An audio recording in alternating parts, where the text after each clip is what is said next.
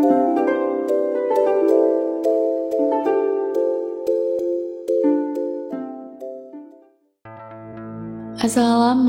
warahmatullahi wabarakatuh.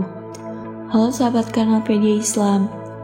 Kali ini kita akan membahas tentang kisah Nabi Zulkifli dan kesabarannya yang luar biasa yang patut diteladani. Nabi Zulkifli merupakan putra Nabi Ayub. Nama asli Nabi Zulkifli adalah Bashar. Beliau tinggal di negeri Syam yang dipimpin oleh seorang raja yang sudah tua dan tidak memiliki keturunan. Awal mula dia dipanggil Zulkifli ketika suatu hari sang raja sedang mencari penggantinya.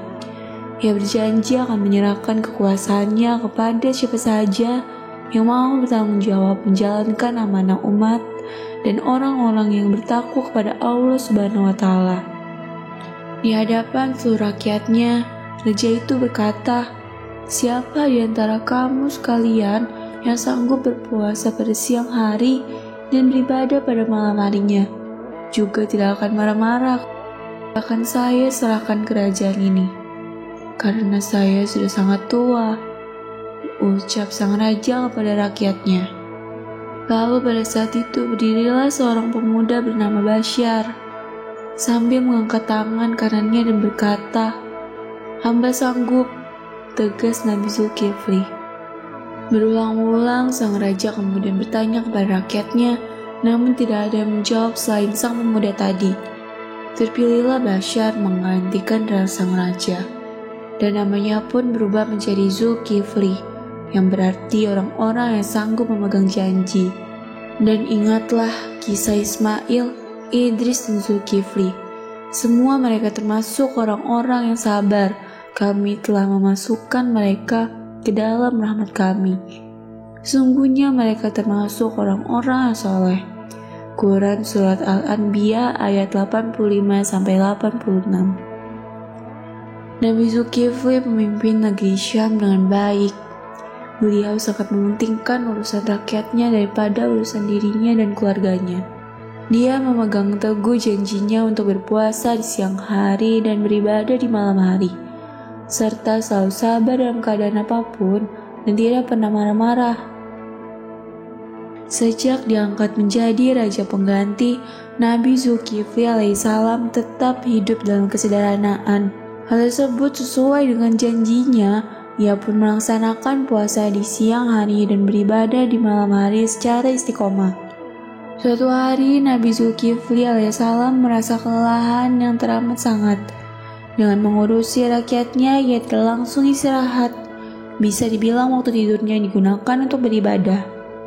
Setelah menjadi raja, Nabi Zulkifli alaihissalam tidak luput dari beragam ujian, termasuk ujian yang datang dari rakyatnya sendiri. Ada beberapa kaum yang datang ke kerajaan dan berencana menghancurkan kepemimpinan Nabi Zulkifli alaihissalam. Pada waktu itu Nabi Zulkifli memerintahkan rakyatnya untuk turut berperang melawan kaum pasukan pemberontak. Namun rakyatnya yang telah ia sejahterakan justru menolak dengan alasan takut mati. Pada saat itulah iblis mengirimkan golongan syaitannya untuk menggoda.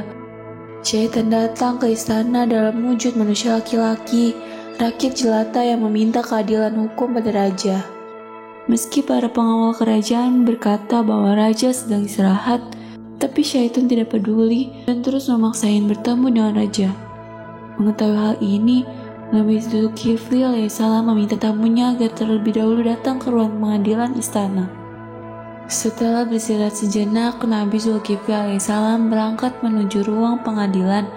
Walaupun sesampainya di sana, ternyata tamunya tidak ada di sana. Hal ini terulang kembali pada keesokan harinya, dan Nabi Zulkifli alaihissalam tetap tidak terpancing amarahnya. Untuk yang ketiga kalinya, syaitan berinisiatif langsung masuk ke rumah Nabi Zulkifli alaihissalam dan mengetuk pintu kamar tempat Nabi Zulkifli alaihissalam beristirahat.